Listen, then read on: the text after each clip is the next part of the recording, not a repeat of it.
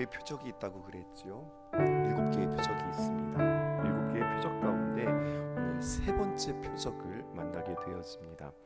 이 세 번째 표적은 예수님께서 38년 된 병자를 고치시는 사건을 통하여서 예수님이 우리에게 누구신가 이것을 다시 한번 말씀해 주고 계십니다. 7가지 표적이라고 그랬잖아요. 그 7가지의 표적 중에서 병을 고치시거나 혹은 장애를 고치신 이야기가 3가지가 있습니다. 띄워주실까요? 첫 번째는 왕의 신하를 고치신 사건, 두 번째는 38년 된 오늘 본문이죠. 병자를 고치신 그러한 표적, 그리고 앞으로 보겠습니다만 날 때부터 소경인 자를 눈뜨게 하시는 표적. 이것은 병이나 혹은 장애를 가진 그러한 이들에게 주님께서 찾아가셔서 그들에게 새 생명을 주시는 이야기예요. 그런데 이 3가지의 병들의 공통분모를 찾아보게 되었으면 첫 번째는 모두가 이게 그냥 쉬운 병이 아니었다는 거죠. 고치기 어려운 중병에 해당되었고 이것들을 치유하시는 이야기가 표적으로 등장하고 있는데, 그런데 이 3가지 이야기는 다 예수님께서 찾아오셔서 고쳐주셨다 이 이야기로 끝나는 것이 아니라 각각의 이야기가 예수님이 누구인지를 다양하게 우리에게 이야기해주고 있습니다. 왕의 신하의 아들을 고치시는 그 예수님, 우리가 어떤 예수님을 우리가 만날 수 있었을까요? 기적을 보고 내가 이해하는 것이 아니라 말씀을 듣고 행함으로, 말씀으로 우리를 새롭게 생명을 주시는 분. 즉 믿음은 눈으로 본 기적에 근거하는 믿음보다 귀로 들은 말씀, 심령으로 듣고 깨달아 생긴 믿음이 더 귀하고 그 믿음이 우리를 생명으로 인도하는 것임을 가르쳐 주었다. 이렇게 우리가 해석하게 되어진다면 오늘 38년 된 병자를 통하여서 세 번째 표적, 세 번째 사인을 통하여서 우리에게 계시하시는 예수 그리스도는 누구인가 다시 한번 기대하며 오늘 말씀 만났으면 좋겠습니다. 1절에서 2절 상반절까지입니다. 그 후에 유대인의 명절이 되어 예수께서 예루살렘에 올라가시니라. 2절 상반절 읽어보실까요? 시작. 예루살렘에 있는 양문 곁에 히브리 말로 베데스다라 하는 못이 있는데, 오늘 요한복음 기준으로 예수님께서 예루살렘에 올라가셨다라고 하는 표현이 두 번째 등장합니다. 요한복음 전체로 예루살렘에 올라가신다라고 하는 표현이 3번 등장하거든요. 그 가운데 오늘 두 번째 해당되어지고, 오늘 베데스다라고 하는 못이 있는데 전에도 소개했던 바 있는 것 같아요. 베데스다라고 하는 말은 베이트, 집이라고 하는 말과 헤세드, 우리 잘 알죠. 은혜라고 하는 말이 만나서 베데스다, 은혜의 집이 되어집니다. 사랑과 은혜가 충만하고 또 사랑과 은혜의 본체이신 예수님께서 그 베데스다에 찾아가셨어요. 그 이름에 맞게, 그 이름에 맞는 우리 주님이 찾아가십니다. 또 한 가지 성경에 아주 기가 막힌 설정이 하나 있습니다.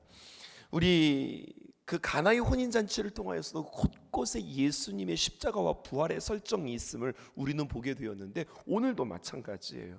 계속해서 예수 그리스도는 누구인가 끊임없이 공통적으로 우리에게 말씀해 주시는 바 그분의 십자가와 부활의 사건들을 우리에게 이야기하고 있는데, 이 베데스다 연못은 어디에 있는가? 2절 상반절에 보니까 예루살렘에 있는 양문 곁에 있었다 이렇게 표현하고 있어요. 양문이라고 하는 것은 문이 두 짝이다라고 하는 그러한 양이 아니라 여기서 양은 짐승 양을 말하는 겁니다. 램스 게이트 이렇게 표현하면 되어질 것 같아요. 이 베데스다 연못은 양문 곁에 위치한 연못인데요, 여러분 구약 시대 말입니다. 다윗과 솔로몬에 의하여서 아름답게 건축되어졌던 이 성전이 바벨론에 의하여서 파괴되어지고 오랜 세월 끝에 포로에서 돌아온 이스라엘 백성들이 느헤미야를 중심으로 성벽을 재건하는데 기억나세요? 그때 제일 먼저 무슨 문을 지었는지? 그게 바로 이 문, 양의 문이었습니다. 양의 문을 제일 먼저 재건하기 시작했습니다.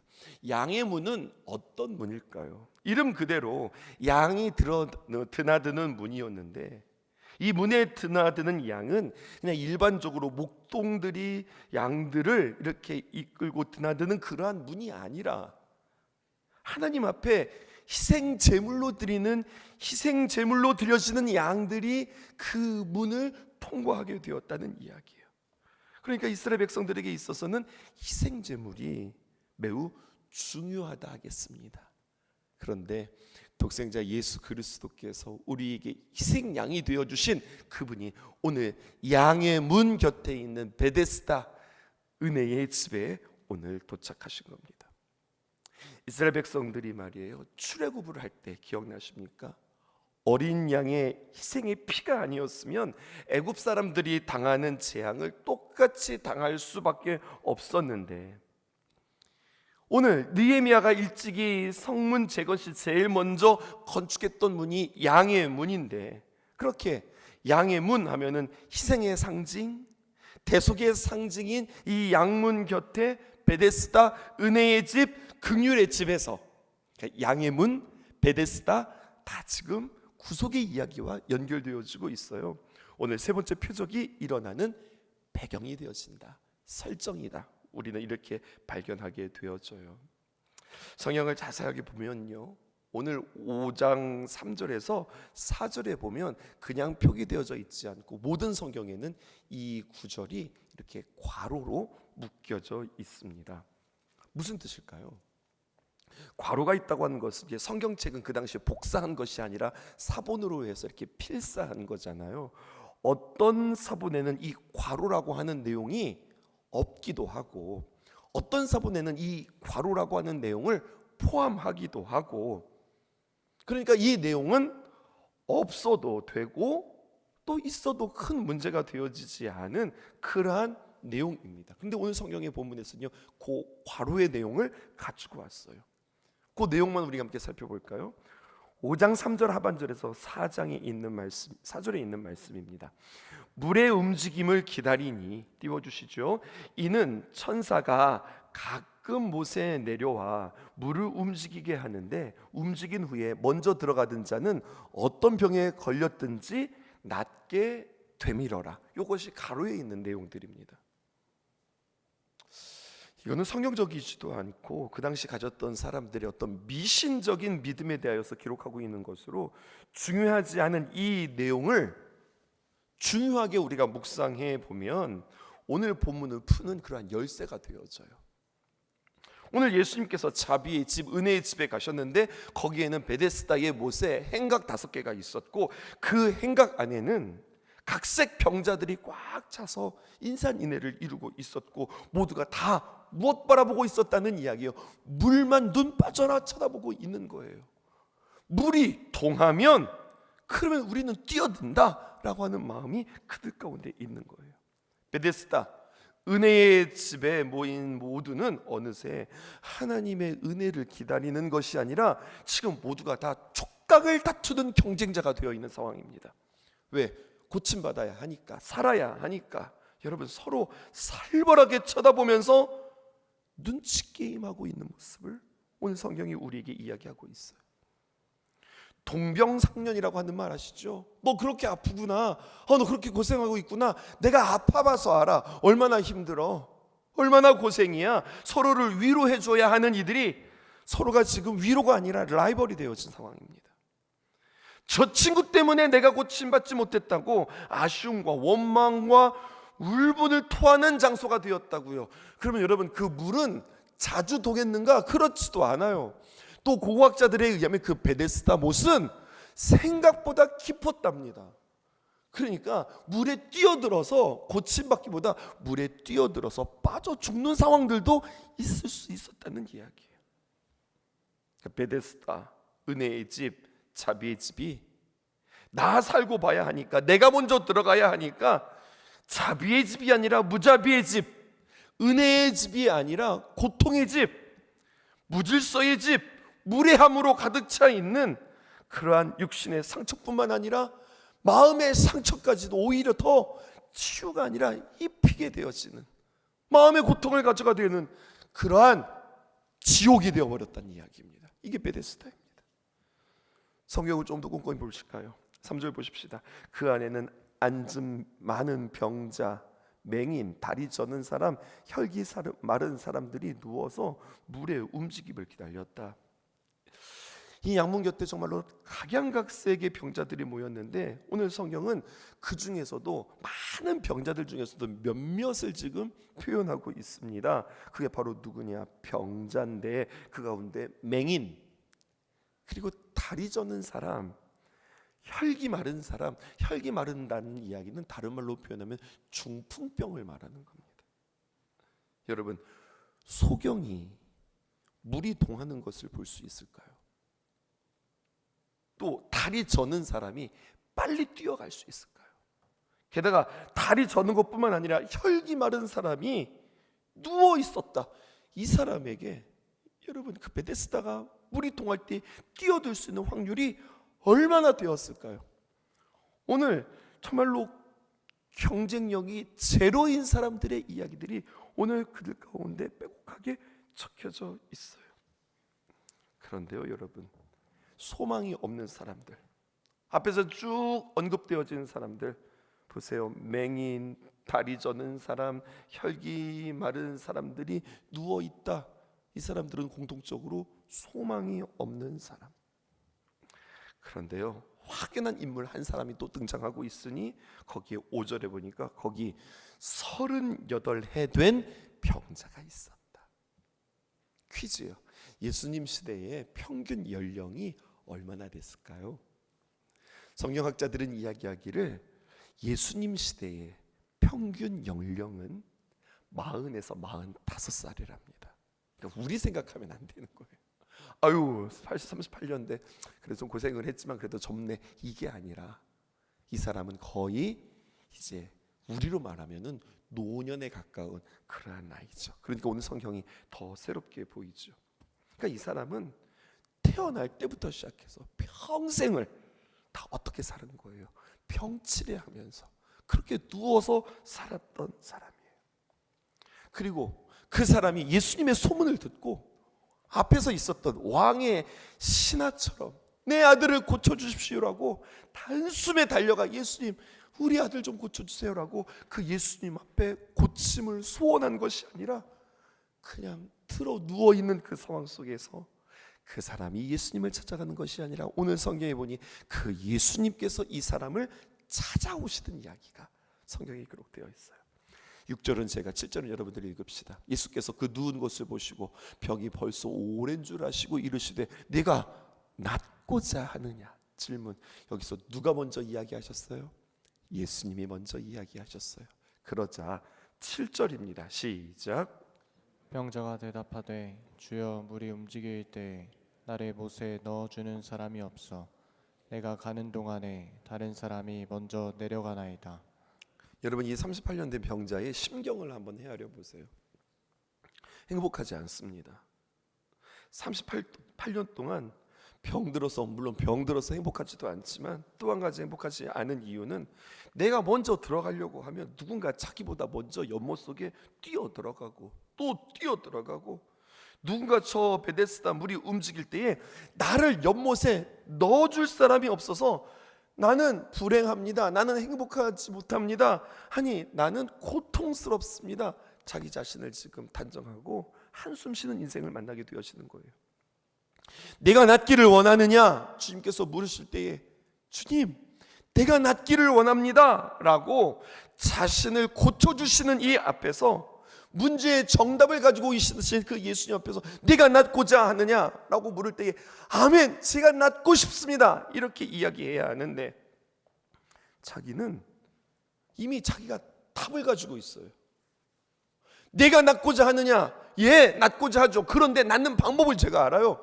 38년 된 이 병자의 낫는 비결은 물이 동할 때에 누군가 나를 빨리 넣어줄 때 그때 내가 나을 수 있습니다 라고 하는 인생의 문제의 해결을 누가 가지고 있는 거예요? 자기가 가지고 있는 거예요. 답이 자신에게 있다고 여기시는 겁니다. 치유의 방법이 자기에게 있는 겁니다. 그런데 나보다 먼저 뛰어드는 사람이 있으니 나는 지금 소망이 없고 불행하다고 이야기하는 거죠. 예수님께서 오셨는데 예수님께 묻지 않고 내 힘으로 어떻게든지 내 방법으로 내가 아는 대로 내가 할 수 있는 대로 이스라엘 백성들의 방황 마치 38년을 우리에게 이야기해 주는 것처럼 오늘 이 이야기는 우리에게 이야기해 줍니다. 양의 문, 우리를 대신해서 희생하시기 위해서 이 땅에 오신 예수님 앞에서 베데스다 은혜와 긍휼의 집에서 우리 주님께서 직접 찾아오셨는데 답은 내가 가지고 있다고요. 오늘 이 이야기를 통해서 오늘 예수님이 누구인지 우리에게 말씀해 주고 있습니다. 자신들의 행위나 노력을 의지하며 내가 답이다라고 하는 여기들에게 너는 안 되겠다라고 외면하시는 그 주님이 아니라 그들에게 찾아가셔서 은혜가 무엇인지 가르쳐 주시고 그들에게 말씀해 주시고 그들을 치유해 주시는 오늘 예수님을 우리는 만나게 되었습니다. 그러면서 오늘 이 이야기는 왕의 신하의 아들을 고치셨던 그 이야기와 대조하고 있습니다. 태도가 너무 달라요. 왕의 신하의 아들은, 왕의 신하는 그 예수님께 찾아가서 간절히 구했다면 오늘 38년 된 중병 환자는 여러 면에서 그와 다른 모습을 보게 되었습니다. 38년 된 병자의 이야기들을 보게 되어지면 그에게 어떤 감동의 포인트나 간절함의 포인트나 맞지 이게 믿음이지라고 하는 포인트가 전무합니다. 오히려 실망하고 이게 뭐야 이러한 이야기들만 그의 삶 속에서 가득 차 있습니다. 그에게는 믿음의 흔적은 단 1도 없습니다. 예수님께 자신의 병을 알리지도 않고 간구하지도 않고 오히려 자신이 답을 가지고 있고 그럼에도 불구하고 긍휼히 여기셔서 38년 된 질병에서 그를 자유케 했음에도 불구하고 나중에 보면은요 그럼에도 불구하고 주님 앞에 감사했다, 그 은혜에 감사했다, 그런 대목들도 없습니다. 나중에 요한복음 5장 10절 이하에 보게 되어지면은요 유대인들이 이 병 고침 받은 이 병자를 기적의 사건에 율법에 위배된다고 그를 압박할 때에 안식일에 자리를 들고 가라고 이 예수가 명했다고, 안식일의 규례를 어기도록 명령한 자가 이 사람이라고 오히려 그 예수님을 고발하는 사람으로 오늘 성경에 등장하고 있습니다. 그러니까 우리는 당황할 수밖에 없죠. 그러니까 앞에서 있었던 왕의 신하와 너무나도 다른 이야기들을 우리는 만나게 되어지는 것이에요. 그런데 여러분, 이와 같은 대조를 통해서 우리가 알 수 있는 것은 아무리 놀라운 기적들이 우리 앞에 펼쳐진다 하더라도 여러분, 이게 중요한 거예요. 성경이 우리에게 이걸 가르쳐 주는 거예요. 고침받았어? 중요하지 않다는 거예요. 육체는 내가 고침받았어. 근데 주님께서는 우리의 육체의 고침을 위해서 오신 것이 아니라 육체의 고침을 통하여서 영혼의 변화, 시선의 변화, 믿음의 변화, 결국에는 그 믿음 주시려고 주님께서 우리에게 오신 거거든요. 다시 한번 우리 요한복음 20장의 요한복음의 기록 목적을 다시 한번 리마인드 해볼까요? 예수님은 누구시냐? 하나님의 아들이시고 그리시고 우리의 그리스도 구원자 되심을 믿음으로 말미암아 우리에게 생명을 주시기 위해서 이 땅에 오셨다. 그 이름에 힘입어 생명이라고 하는 건 이 목숨, 죽은 자를 살리는 것뿐만 아니라 우리의 영혼에 생명을 주시고 창세기와 연결시킨다면 그 코끝에 주님의 호흡을 집어넣어 생명이 되게 하시는 것, 이것이 주님의 목적이었음을 기억해야 할 것입니다. 네가 낫고자 하느냐라고 이야기할 때 7절에 병자가 대답하되 주여 물이 움직일 때에 나를 못에 넣어주는 사람이 없어 내가 가는 동안에 다른 사람이 먼저 내려갑니다, 이렇게 이야기합니다. 그런데 여러분, 주여라고 표현했지만은요 영어 성경 NIV 성경에 보니까 이 주여라고 하면 My Lord 이렇게 표현하지 않고요 여러분 선생님, Sir 이렇게 표현하고 있습니다. I have no one to help me. 아무도 나를 도와주는 사람이 없습니다. 선생님이라고, 심지어는 예수님을 선생님이라고 호칭도 마음에 들지 않아요. 예수님에 대하여서 무지하고 배은망덕하고 감사하지도 못하고 미천한 자에게 오늘 예수님은 너는 아니다, 이것이 아니라 그런 자에게도 찾아와 넘치는 과분한 은혜를 베풀어 주시는 그 예수님을 우리는 만나게 되어지는 거예요. 38절 예수께서 이르시되 일어나 내 자리를 들고 걸어가라 하시니 그 사람이 곧 나아서 자리를 들고 걸어가니라. 여러분, 이것은 단순히 이 중병을 고치시는 예수님의 위대한 능력, 이것을 말하고 있는 것이 아닙니다. 예수님은 우리에게 이것을 가르쳐 주시는 거예요. 예수님께서 이 땅에 오신 이유는 우리의 병을, 우리의 늙음을, 우리의 어려움을 해결해 주시기 위해서 오신 분이 아니라 영혼의 죄를 사하기 위하여서 이 땅에 오신 분이다. 일어나라 라고 하는 것은 일어나 이것이 아니라 지금 있는 그 자리를 박차고 나와라. 너가 살아가고 있는 그 모습, 그 삶, 그 환경, 그렇게 매여있는 그 모든 죄에서 마치 새가 올무에서 풀려나는 것처럼 질병에서, 죄에서, 너의 그 사고에서, 너의 그 편협함 속에서, 너의 그 가치관에서 자유하게 되어지고 일어나라 라고 하는 말씀에 대해서 어디에서 일어납니까? 언제 일어납니까? 어떻게 일어납니까? 누구와 일어납니까? 묻지 않아요. 의심 없이, 고민 없이, 따지지 말고, 묻지 말고 주님의 귀한 말씀 앞에 일어나라, 주님께서 그렇게 말씀하시죠. 너의 내면의 치열한 싸움, 네 생각 고정관념과 이제는 그 싸움을 멈추고 과거에 집착해서 내려놓고 나를 아시고 나를 긍휼히 여기시고 내게 말씀하시는 그 주님과 함께 새로운 시작해보지 않겠어? 오늘 주님께서 그렇게 그에게 초청해 주시는 것 같아요. 오늘 이 말씀을 통하여서 38년 된 병자는 주님, 나의 모습입니다. 여전히 내가 답을 가지고 있는 것은 아닐까요? 여전히 주님께서 우리에게 찾아오셔서 손 내미시고 자, 나와 함께 가자. 아가서의 표현이라고 한다면 사랑하는 어여쁜 자여, 나와 함께 가자. 주님께서 우리에게 손을 내미시고 우리와 함께 그 자리를 일으키시고 새로운 자리로, 새로운 삶으로, 새로운 출발로 우리를 초청하고 계시는데 우리는 아니요, 여기요, 여기서요, 이렇게요, 여전히 그 자리에서 떠나지 않고 있는 우리들의 모습은 아닌가 돌아보는 겁니다. 오늘 이 말씀을 통하여서 여러분들 새롭게 일어나시고 또다시 새로운 출발이 오늘 저와 여러분들에게 있기를 주님의 이름으로 축복합니다. 주님과 동행 40일을 이제 맞이하고 준비하면서 주님, 내가 새롭게 출발해야 될 그 지점은 무엇일까요? 또 다른 말로 표현하면 하나님, 내가 버려야 하고 내가 떠나야 할 나의 습관과 나의 과거의 집착과 나의 마음과 나의 부끄러움과 내가 몸져 누워있는 것은 무엇일까요? 주님, 거기에서 박차고 일어나 주님과 함께 새로운 시작, 주님과 함께 아름다운 귀한 동행이 있도록 주님 도와주세요. 기도하는 저와 여러분들이기를 주님의 이름으로 축복합니다. 나는 꿈도 없이 소망 없이 누워만 있네. 작은 희망조차 내게는 사치라 여기며 누구도 돌보지 않는 외로운 내 삶은 남아있는 호흡조차 의미가 없다네.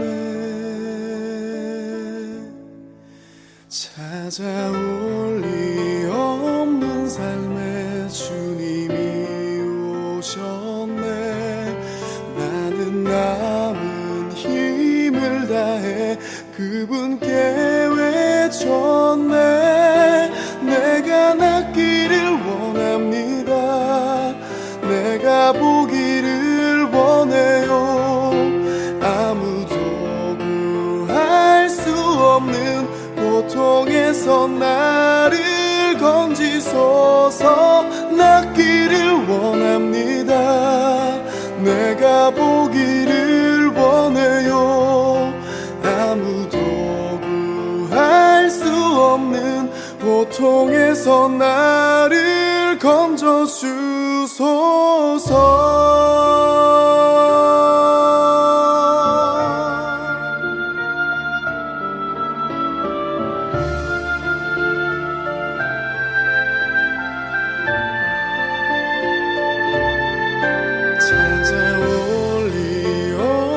삶에